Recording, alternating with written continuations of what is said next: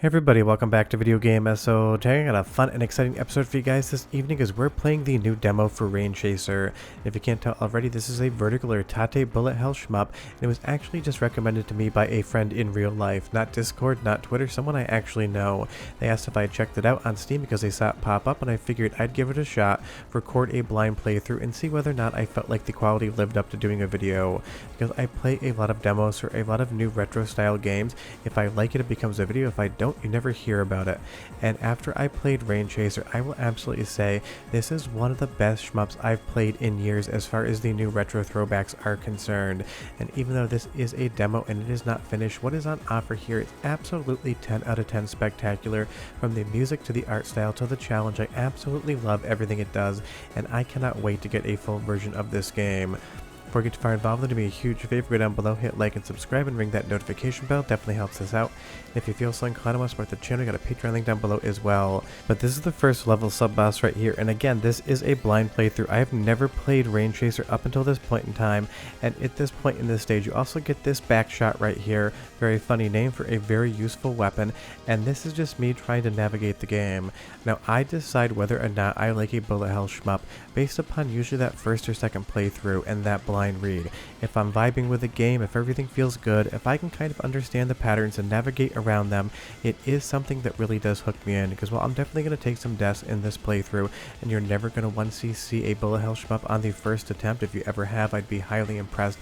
You do want to overall click with the game and get a good sense of what's on offer here.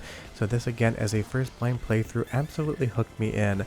The different patterns on the bullets, the different negotiation of the screen space, having to shoot both forward and backwards, and getting different power-ups and different weapons so that you can actually play the game the way you want. And the best part is all of these bullets have an absolutely great ability to be read. Nothing is blending around in the background. Everything there was easy to spot. Whether you hit it or get hit by it is totally up to you. If you take a death in this game, it's because you did not read the patterns correctly, and if you bypass them and make it through safe, that's because you were actually good on the controls. And just so you know, I do play these with an arcade stick on my PC. But I absolutely love the graphics on this game as well. This muted color profile, obviously being a game based upon a rain theme, having this dark, overcast, almost dreary day look to it 100% just works in the context of the visual storytelling. And you'll see here in one of the earlier bosses in the first stage, it is so much fun on the patterns. They constrict your movement on the screen. They make you really try to figure out where you need to be. And obviously you can see that little glowing orb in the middle of the ship. That's actually your hitbox. So as long as none of the projectiles from your enemies touch those glowing pixels, you are going to survive. And with all of the different enemies feeling a little bit like mechanical bugs, it has some Mushihime Sama vibes going on to me as well. Probably mispronounced that, but I'm sure I'll hear in the comments down below.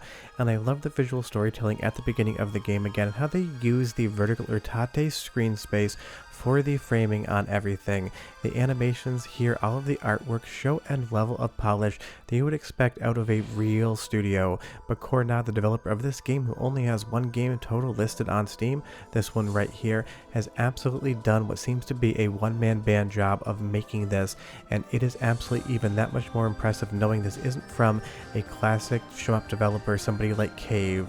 And that is absolutely amazing. And there's definitely some Cave vibes in here, but as a game, it definitely stands on its own. It has its own vibe and unique gameplay hook and overall fun, and that's all you really want out of a bullet hell shmup.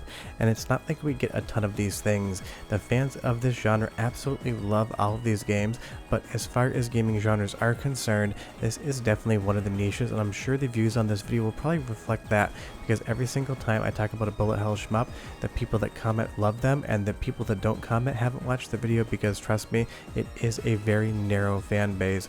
But this game also has some of the best music in a shmup I've heard in a long time. This thing is the total package, gameplay, visual, as well as the audio. So go ahead and listen for 45 seconds. I'll come back and show you more of the demo and tell you why. If you're even a minor fan of bullet hell shmups, you have to check this thing out. But enjoy!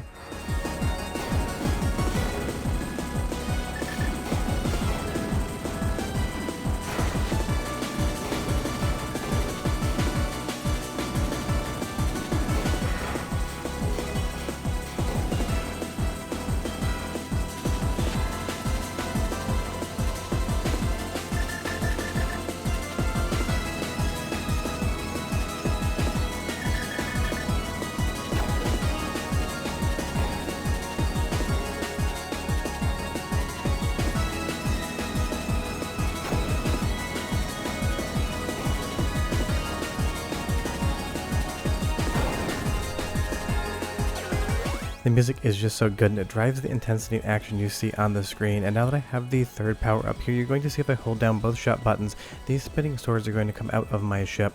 So you have the front shot, you have the back shot, as well as the swords, and I'm sure even more is going to come along as we get further into the game.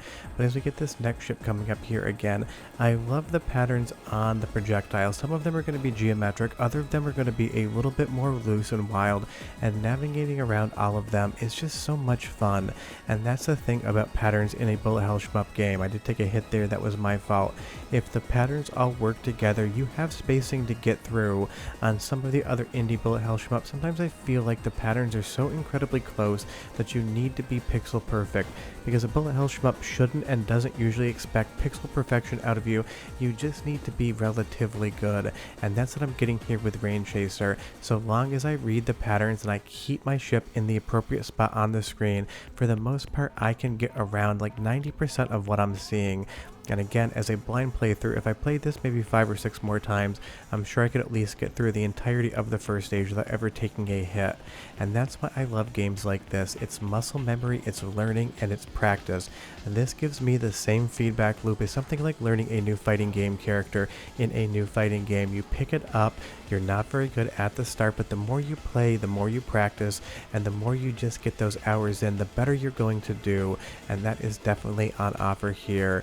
And just so you know, I'll leave a link in the description below. Octane, who does a channel basically dedicated to shmups, a fellow person from Illinois, and he's helped me with the channel on captures a few times, did a playthrough of this as well. And since he's probably a better shmup player than I am, you might see something fun over there, so do check that out. As we fight our way through this sky train here, I just love the sprite work, I love all of the art. This game just looks so visually distinctive and unique, and that is definitely something we need more of in the shmup category.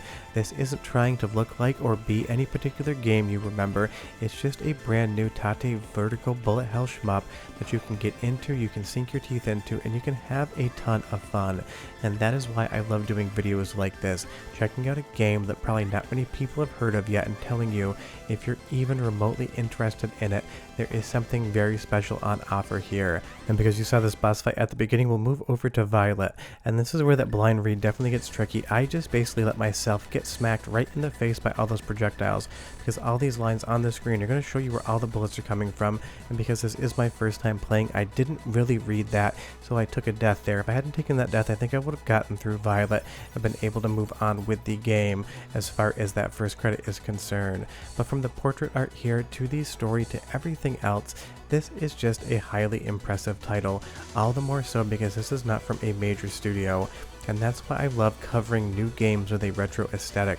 These developers deserve a spotlight, and while I'm not the biggest channel on YouTube, I like to do what I can to make people aware of these things, because no indie developer makes this because he's not passionate or she's not passionate about the overall genre. And bullet hell shmups, the fan base is absolutely rabid and dedicated and is going to love this thing. This is definitely going to be a game that people are talking about for years to come, and the best part is you can pop over to Steam and play this demo for free today. And even if this thing comes out in 6 months from now and it's $50, I would take out my wallet and happily pay it, because we don't get all that many bullet hell shmups anymore, and Rainchasers has everything I need. The graphics are spectacular, the soundtrack is amazing, all of the patterns on the bullets, all of the challenge is there, you even get a really nice story, and it's very well animated. You'll see there, finally ended up dead. And of course you do get a full options menu as well, so you can kind of articulate the game, control-wise, how you want. But trust me, if you're into these things, think about using an arcade stick on your Windows PC. I use the Neo Geo Arcade Stick Pro that I modified with my own stick and buttons, and it gives me some great gameplay. But run, don't walk, over to Steam, download this game, and give Rainchaser a shot. I can guarantee you're going to enjoy it. So with that, we're done, and I'll see you next time. Bye-bye.